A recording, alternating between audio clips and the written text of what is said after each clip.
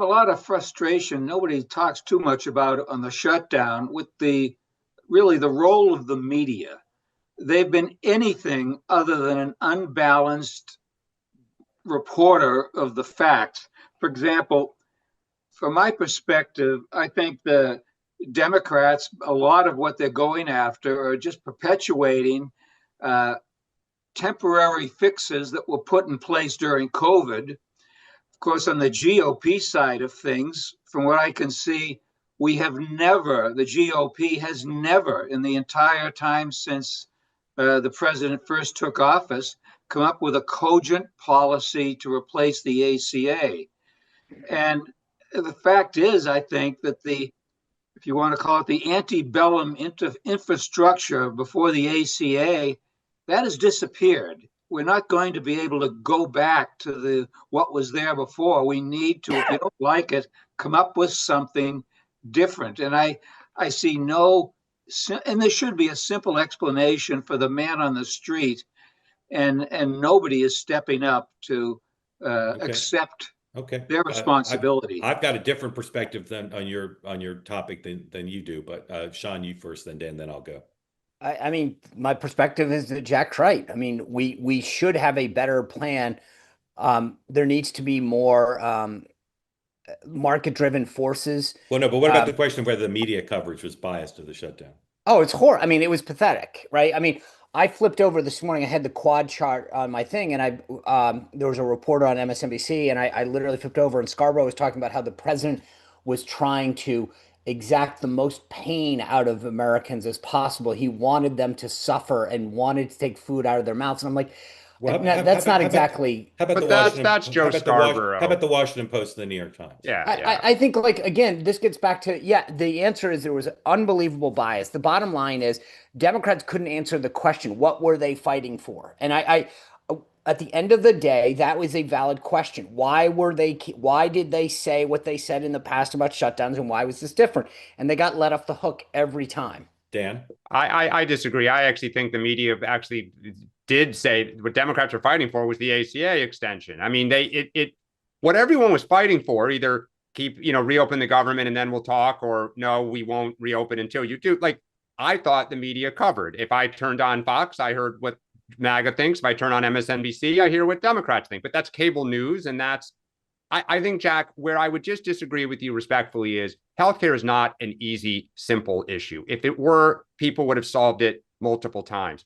People forget pre-ACA healthcare was horrible. It was the number one issue in poll after poll after poll for a decade because people hated the healthcare. Now people are becoming frustrated because they tried a fix, and the fix needs to be fixed.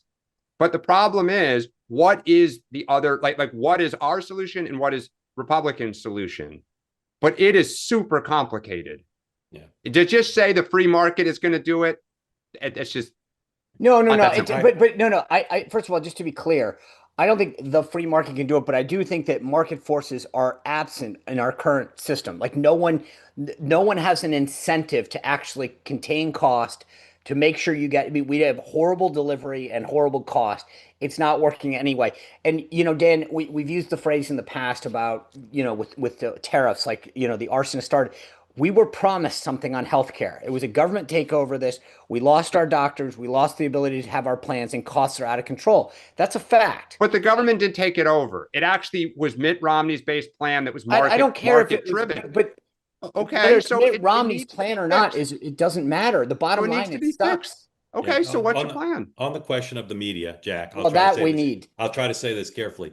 The media skewed on this story towards the Democrats, as they always do, but far less than in any shutdown I've ever covered. I actually think this is potentially a watershed. If you look back, Reagan and both Bushes felt the media was biased against them, and they were right. And they complained about it, and they occasionally tried to do something about it, but they didn't succeed. This is a manifestation of the success. They have worked the refs effectively, some in terms of bullying and intimidation, but some on the merits. They convinced a lot of the press. I'm not talking about MSNBC. I'm talking about the New York Times and the Washington Post and the Associated Press. They convinced the press that the Democrats were keeping the government from opening back up because they were fighting for policy changes.